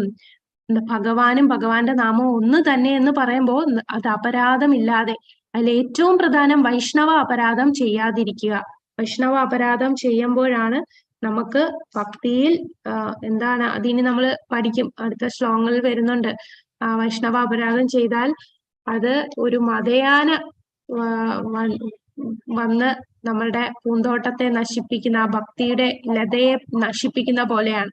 അപരാധം ഇല്ലാതെ ശ്രദ്ധയോടുകൂടി നമ്മൾ എണ്ണത്തേക്കാൾ കൂടുതൽ, എത്ര എണ്ണം 16 മാല തീർച്ചയായിട്ടും ചൊല്ലണം. ഈ 16 മാല ചൊല്ലുമ്പോഴും ശ്രദ്ധയോടുകൂടി എത്ര നാമം ചൊല്ലുന്നു അതാണ് ഏറ്റവും പ്രധാനം. ഓരോ നാമവും നമ്മൾ ശ്രദ്ധയോടെന്ന് പറഞ്ഞാൽ നമ്മൾ കേൾക്കണം. നാമം പറയുമ്പോൾ അത് നമ്മൾ ചെവി കൊണ്ട് കേൾക്കുക. ഇപ്പൊ എവിടെയെങ്കിലും ഒരു നാമം എഴുതി വെച്ചിട്ട് അത് നോക്കി വായിച്ചാലോ ആ നാമം നമ്മുടെ എല്ലാ ഇന്ദ്രിയങ്ങളും ആ നാമത്തിൽ തന്നെ ശ്രദ്ധ കേന്ദ്രീകരിക്കുക. മനസ്സിനെയും പിടിച്ച് നാമം കേൾപ്പിക്കുക. മനസ്സ് പല സ്ഥലത്ത് ചിന്തിക്കും, അങ്ങോട്ടും ഇങ്ങോട്ടും എല്ലാം പോകും. അത് സാധാരണമാണ്, അതങ്ങനെ പോകും. നമ്മൾ എന്ത് ചെയ്യണം? തിരിച്ചു കൊണ്ടുവരിക. തിരിച്ചു കൊണ്ടുവന്ന് വീണ്ടും നമ്മൾ ശ്രദ്ധിക്കുക, നമ്മൾ ട്രൈ ചെയ്യുക. അങ്ങനെ കുറെ വട്ടം ആകുമ്പോൾ പയ്യെ പയ്യെ നമ്മളെ മനസ്സ് ഇതിൽ തന്നെ ശ്രദ്ധ കേന്ദ്രീകരിക്കും. ഇപ്പൊ കൃഷ്ണാവബോധത്തിൽ മുന്നേറാൻ യോഗ്യൻ ആരാണ്? ഭഗവാന്റെ നാമം അപരാധമില്ലാതെ ജപിക്കാതെ ഒരാൾക്ക് കൃഷ്ണാബോധത്തിൽ പുരോഗതി ഉണ്ടാക്കാൻ കഴിയില്ലെന്ന് ഒരാൾ വ്യക്തമായി അറിയണം. ഇപ്പൊ ചിലര് വർഷങ്ങളോളം 4 കൊല്ലം 5 കൊല്ലം ഒക്കെ നാമം ജപിക്കും, പക്ഷെ അവർക്ക് വലിയ പുരോഗതി വരുന്നില്ല. എന്തുകൊണ്ടാണ്? നാമജപത്തിൽ അപരാധമുണ്ട്. അപ്പൊ അപരാധമില്ലാതെ നാമം ജപിച്ചാൽ മാത്രമേ നമുക്ക് ഭക്തിയിൽ പുരോഗതി ലഭിക്കുകയുള്ളൂ. അപ്പോൾ നമ്മൾ നിന്ദിക്കുന്നത്, പ്രത്യേകിച്ച് മലയാളികൾക്ക്, നമ്മൾ ആരെങ്കിലും കാണുമ്പോ എന്താണ് എന്തെങ്കിലുമൊക്കെ ഒന്ന് നമ്മൾ അറിയാതെ പറയുന്നത്. എപ്പോ ഒരാളെ കാണുമ്പോ ഒരുപാട് ക്ഷീണിച്ചു പോയല്ലോ, അല്ലെങ്കിൽ പറയും നീ ഒരുപാട് കറുത്തു പോയല്ലോ, എന്താ ഇങ്ങനെ എന്നൊക്കെ അങ്ങ് ഒരാളെ കുറെ നാൾ കഴിഞ്ഞ് കാണുമ്പോൾ പറയുന്നതാണ്. അപ്പോ ഈ കേൾക്കുന്ന ആൾക്ക് ചെറുതായിട്ടെങ്കിലും മനസ്സിലൊരു വിഷമം, വേദന വന്നാൽ നമുക്കും ആ ഒരു വേദന ഏതേലും സൈഡിൽ കൂടെ തിരിച്ചു വരും. ആ ഒരു നോവ് നമുക്കും അനുഭവിക്കും. അപ്പൊ ആവശ്യമില്ലാതെ ആൾക്കാരെ നമ്മൾ ഒരു സംസാരം കൊണ്ട് ബുദ്ധിമുട്ടിക്കാതിരിക്കുക. അപ്പോൾ നമുക്ക് സ്വയം നമ്മളുടെ ബുദ്ധിമുട്ടുകൾ ഒഴിവാക്കാൻ സാധിക്കും. നമ്മളുടെ സംസാര ശൈലി അങ്ങനെ പയ്യെ പയ്യെ മാറ്റുക. കഴിവതും സംസാരം കുറയ്ക്കുക, മറ്റുള്ള ഭൗതികമായിട്ടുള്ള സംസാരം കുറയ്ക്കുക. എല്ലാരിലും നാമം ജപിക്കാനും ഭഗവാനെ കുറിച്ച് പറയാനും. ബാക്കിയുള്ള സംസാരിക്കുകയേ ചെയ്യരുതെന്നല്ല, അത് നമ്മളെ കുടുംബത്തിൽ ഇപ്പം എല്ലായിടത്തും കൃഷ്ണനെ കുറിച്ച് മാത്രം പറഞ്ഞുകൊണ്ടിരുന്ന അത് പ്രാക്ടിക്കൽ അല്ല. പക്ഷേ നേരത്തെ സംസാരിച്ചിരുന്ന അളവ് നമ്മൾ കുറയ്ക്കുക. പല കാര്യങ്ങളും നമ്മള് പ്രശ്നങ്ങൾ, ഇപ്പം വ്യക്തിബന്ധം, കുടുംബം, രാജ്യങ്ങൾ തമ്മിലും പ്രശ്നം വരുന്നത് നമ്മുടെ നാവ് കൊണ്ടാണ്. ഈ നാവിനെ നമ്മൾ നിയന്ത്രിച്ച് അത് ഭഗവത് നാമത്തിലേക്ക് മാറ്റുമ്പോൾ ഒരുപാട് അനാവശ്യ സംസാരങ്ങൾ നമുക്ക് ഒഴിവാക്കാൻ സാധിക്കും. അങ്ങനെ നമുക്ക് മറ്റുള്ളവരെ നിന്ദിക്കുന്ന ഒരു സ്വഭാവവും നമ്മളിൽ നിന്ന് പയ്യെ പയ്യെ മാറും. നാമം ജപിക്കുക, അതും അപരാധമില്ലാതെ. ഇപ്പൊ കനിഷ്ഠ അധികാരിയിൽ നിന്ന് ഉത്തമഘട്ടത്തിലേക്ക് എങ്ങനെ വളരും? പ്രാരംഭഘട്ടത്തിൽ നിന്നാണ് എല്ലാവരും തന്റെ ഭക്തി ജീവിതം ആരംഭിക്കുന്നത്. എല്ലാവരും കനിഷ്ഠാധികാരിയിൽ നിന്നാണ് തുടങ്ങുന്നത്. എന്നാൽ ഒരാൾ നിശ്ചിത എണ്ണം ഹരിനാമം ജപിക്കുന്നത് ശരിയായി പൂർത്തിയാക്കിയാൽ അവൻ പടിപടിയായി ഏറ്റവും ഉയർന്ന തലമായ ഉത്തമാധികാരിയായിട്ട് ഉയർത്തപ്പെടും. അപ്പൊ നമ്മൾ 16 മാലയാണ് പറഞ്ഞു തന്നിട്ടുള്ള. ആ 16 മാല നിശ്ചിതമായിട്ട് നാമം ജപിച്ചാൽ പയ്യെ പയ്യെ നമുക്ക് ഉയരാൻ സാധിക്കും. മഹാനായ പ്രഭാഷകരാണെന്ന് കരുതപ്പെടുന്ന നമ്മുടെ സമകാലികരിൽ ചിലർ ക്രമേണ ജീവിതത്തിന്റെ ഭൗതിക സങ്കല്പത്തിലേക്ക് വീണുപോയിട്ടുണ്ട്. കാരണം അവർ കൃഷ്ണന്റെ നാമം ജപിക്കുന്നതിൽ പരാജയപ്പെട്ടു. വലിയ പ്രഭാഷകരായിരിക്കും, നല്ല രീതിയിലൊക്കെ ക്ലാസ് എടുക്കുകയൊക്കെ ചെയ്യും, പക്ഷെ കുറെ കഴിഞ്ഞ് വീണ്ടും അവര് ഭൗതികതയിലേക്ക് വീണുന്നത്. അങ്ങനെ ഒരുപാട് കേസസ് ഉണ്ട്. അതായത് നല്ല ഭക്തരായിട്ട് 16 മാലയൊക്കെ ജപിച്ചുകൊണ്ടിരുന്നവരായിരുന്നു, ഇപ്പോൾ ഒരു മാല പോലും ജപിക്കാത്ത അവസ്ഥയിലേക്ക് വീണു പോയിട്ടുള്ള ആൾക്കാരുണ്ട്. അതെന്താണ്? അവിടെ അപരാധം അവരെന്തോ ചെയ്തിട്ടുണ്ട്. ആ നാമജപം കറക്റ്റായിട്ട് ചെയ്യാതെ വരുമ്പോഴാണ് ഇങ്ങനെ ഭൗതികതയിലേക്ക് വീണു പോകുന്നത്. ദീക്ഷ ആത്മീയ ജീവിതത്തിന്റെ ആരംഭമാണ്. ദീക്ഷ എന്ന് പറയുന്നത് എന്താ? ഒരു ഫാഷനോ ഒരു ആചാരമോ ഒന്നുമല്ല, തുടർച്ചയായ ഒരു പ്രക്രിയയാണ്. നമ്മളുടെ തുടക്കമാണ്. ആത്മീയ ജീവിതത്തിന്റെ തുടക്കം എന്ന് പറയുന്ന ദീക്ഷ എടുക്കുമ്പോഴാണ്. നമ്മളൊക്കെ ഇപ്പൊ ഒരു ലേണേഴ്സ് എടുത്തോണ്ടിരിക്കുകയാണ്. ശരിക്കുള്ള ലൈസൻസ് എന്ന് പറയുന്നത് കൃഷ്ണാബോധത്തിൽ കണക്ട് ആവുന്നത് ദീക്ഷ എടുത്താലാണ്. അതിനെന്താണ് യോഗ്യത? ഭൗതികമായിട്ടുള്ള താല്പര്യം കുറയും, ഈ ആധ്യാത്മിക കാര്യത്തിലായിരിക്കും താല്പര്യമുള്ളത്. തപസ്സും ബ്രഹ്മചര്യവും മനസ്സിനെ നിയന്ത്രിക്കാനും തയ്യാറാകണം. ഗുരു മുഖാന്തരം കൃഷ്ണന് പൂർണ്ണമായി കീഴടങ്ങാൻ തയ്യാറാകുന്നവനുമായിരിക്കും. അപ്പം അതായത് ഗുരു എന്തു പറയുന്നോ ഗുരുവിനെ അത്രയും എന്താ തദ്വിധി പ്രണിപാതേന പരിപ്രശ്നേന സേവയ ഉപദേശന്തിതേ ജ്ഞാനം ജ്ഞാനിനാം തത്വദർശിയായിട്ടുള്ള ഒരു ജ്ഞാനിയിൽ നിന്ന് നമ്മൾ പ്രണമിച്ച് അദ്ദേഹത്തിനെ അത്രയും താഴ്മയായിട്ട് അദ്ദേഹത്തിനെ പ്രണമിക്കുന്നു, അദ്ദേഹത്തിന് സേവനം ചെയ്യുന്നു, അദ്ദേഹത്തോട് നമ്മൾ സംശയങ്ങളൊക്കെ ചോദിച്ച് അദ്ദേഹത്തിൽ കീഴടങ്ങുക. അങ്ങനെ ഗുരു മുഖാന്തരം വേണം നമുക്ക് ഭഗവാനിൽ എത്താൻ. ഗുരുവിൽ കൂടെ മാത്രമേ ഭഗവാനിൽ എത്താൻ സാധിക്കൂ. ഡയറക്റ്റ് ആയിട്ട് നമുക്ക് ഒരിക്കലും ഭഗവാന്റെ അടുത്ത് എത്താൻ സാധിക്കുകയില്ല. ഇതാണ് നമ്മളുടെ ഇന്നത്തെ ഈ ശ്ലോകം. ഈ ശ്ലോകത്തിൽ നമ്മൾ 3 തരം ഭക്തന്മാരെ കണ്ടു: കനിഷ്ഠാധികാരി, മധ്യമാധികാരി, ഉത്തമാധികാരി. ഭഗവത് നാമം ജപിക്കുന്ന ഭക്തനോട് ഒരാൾ എങ്ങനെയാണ് പെരുമാറേണ്ടത്? ഭഗവാന്റെ നാമം ജപിക്കുന്ന ഭക്തരെ നമ്മൾ എങ്ങനെയാണ് പ്രണമിക്കേണ്ടത്? മനസ്സുകൊണ്ട് പ്രണമിക്കണം. മനസ്സുകൊണ്ട് പ്രണമിക്കുക. അതാണ് ഭഗവത് കനിഷ്ഠാധികാരി. രണ്ടാമത്തത് മധ്യമാധികാരി. മധ്യമാധികാരിയുടെ 4 സവിശേഷതകൾ എന്തൊക്കെയാണ്? മധ്യമാധികാരി വന്നിട്ട് എപ്പോഴും ഭഗവാനെ കുറിച്ച് ആലോചിച്ചുകൊണ്ട് തന്നെയാണ് ഇരിക്കുന്നത്. പിന്നെ മറ്റുള്ള ബഹുമാനിക്കും, ഭക്തന്മാരെ എല്ലാവരെയും ബഹുമാനിക്കുന്ന ഒരു വ്യക്തിയായിരിക്കും മധ്യമാധികാരി. പിന്നെ വന്നിട്ട് എപ്പോഴും ഭഗവാനെ പൂർണ്ണമായിട്ട് വിശ്വസിക്കും. ആരിലും വന്നിട്ട് അവിശ്വാസം ഒന്നും കാണിക്കില്ല. വന്നിട്ട് ആരെയും ഒന്നും കുറ്റം പറയുകയോ ഒന്നും ചെയ്യുകയില്ല. ഓക്കെ മാതാജി. ഹരേ കൃഷ്ണ. ഉണ്ണികൃഷ്ണ പ്രഭു ഒന്ന് പറയാമോ? പ്രഭു പറഞ്ഞത് ഞാൻ കേട്ടില്ല. ഹരേ കൃഷ്ണ. പ്രഭു മാതാജി, മൂർത്തിയാരാധന, ഉറച്ച വിശ്വാസം, എല്ലാവരോടും ഒരുപോലെ കാണും. താഴ്ന്ന നിലയിൽ അങ്ങനെ പ്രശ്നമൊന്നും ഉണ്ടാവില്ല. എല്ലാവരും ഒരേ സമഭാവത്തിൽ കാണും. അല്ല പ്രഭു, മധ്യമാധികാരി എല്ലാവരും ഒരുപോലെ അല്ല കാണുന്നത്. മധ്യമാധികാരി ഉണ്ടാവും. എല്ലാരും ഉണ്ടാവും. മായാവാദിയിൽ നിന്ന് അകന്നു നിൽക്കും. അതെ അതെ അതെ. 3 ലെവലിലുള്ള ആൾക്കാരെ 3 രീതിയിലാണ്. അതായത് ഭക്തന്മാരുമായിട്ട് സൗഹൃദത്തിലായിരിക്കും. തന്നേക്കാൾ താഴ്ന്ന അറിവില്ലാത്ത, ഭക്തിയെക്കുറിച്ച് അറിവില്ലാത്തവരുടെ അടുത്ത് ദയായിരിക്കും. അവരെ സഹായിക്കും, കൃഷ്ണാഭാവത്തിൽ ഉയരാൻ വേണ്ടി സഹായിക്കും. പിന്നെ ഇതുപോലെ നിരീശ്വരവാദികൾ, മായാവാദി അങ്ങനെയുള്ള ആൾക്കാരിൽ നിന്ന് അകന്നു നിൽക്കും. അന്യരെ നിന്ദിക്കുകയില്ല, വാക്തർക്കം ഉണ്ടാക്കില്ല. വാക്തർക്കത്തിനൊന്നും പോവില്ല. അവരെ ദൂരെ നിർത്തും. അവരുടെ അടുത്തുനിന്ന് അകന്ന് മാറി നിൽക്കുകയാണ് ചെയ്യുക. പിന്നെ നിരന്തരം ജപിക്കും, നിരന്തരം നാമം ജപിക്കും. ശരി, ഭക്തി പ്രചരിപ്പിക്കും. പിന്നെ ഇവരുടെ വിശ്വാസം എങ്ങനെയാണ്? ഉറച്ച വിശ്വാസമാണ്. ഹരിബോൽ. പിന്നെ രണ്ടാമത്തെ ദീക്ഷ എടുത്ത വ്യക്തികളായിരിക്കും മധ്യമാധികാരി. ഓക്കെ. ഇനി ഉത്തമാധികാരിയുടെ സവിശേഷതകൾ എന്താണ്? ഉത്തമാധികാരി വളരെ നിഷ്ഠ വ്യക്തിയായിരിക്കും. നിഷ്ഠയോടുകൂടി ഭക്തിയുടെ സേവനം ചെയ്ത് അചഞ്ചലമായിട്ടുള്ള വിശ്വാസമായിരിക്കും. എന്ത് ബുദ്ധിമുട്ടുണ്ടായാലും ആ നിഷ്ഠയിൽ ഒരു വ്യതിചലനം ഉണ്ടാക്കില്ല, ഒരു വ്യത്യാസം കാണിക്കില്ല. അതെ, അതിന് ഉത്തമ ഉദാഹരണമാണ് നമ്മുടെ പ്രഭുപാദർ. പിന്നെ അചഞ്ചലമായ വിശ്വാസമാണ് കൃഷ്ണനിലും പിന്നെ ശാസ്ത്രത്തെ കുറിച്ച് പൂർണ്ണമായിട്ടുള്ള ജ്ഞാനമുള്ള വ്യക്തിയായിരിക്കും. ഉത്തമ അധികാരിയാണ് എല്ലാരെയും സമദർശിയായിട്ട് കാണുന്നത്. വേർതിരിച്ച് കാണില്ല. എല്ലാരിലും ആത്മാവിനെ മാത്രമേ കാണുന്നുള്ളൂ. എല്ലാരിലും ഭഗവാന്റെ അംശമായിട്ട് പരമാത്മാവ് ഹൃദയത്തിൽ ഇരിക്കുന്നതായിട്ടായിരിക്കും ഉത്തമാധികാരി കാണുന്നത്. ഓക്കെ പ്രഭുജി. ഹരേ കൃഷ്ണ. ഹരേ കൃഷ്ണ. അപ്പൊ ഇതാണ് നമ്മുടെ ഇന്നത്തെ ക്ലാസ്. പുതിയതായിട്ട് ജോയിൻ ചെയ്തവരൊന്ന് പേര് കൊടുക്കണേ. ഇന്നലെ കുറച്ചുപേര് ലെഫ്റ്റ് ആയി. ഉണ്ണികൃഷ്ണ പ്രഭു ഉണ്ടായിരുന്നു, ശ്രീലേഖ മാതാജി ഉണ്ടായിരുന്നു, അല്ലേ മാതാജി? ശ്രീജ വിജി മാതാജി. ഒന്ന് പേര് നോട്ട് ചെയ്യാനാണ്. ഈ ബാച്ചിൽ ജോയിൻ ചെയ്തവരൊന്ന് പേര് കൊടുത്തേക്കണേ. ഹരേ കൃഷ്ണ.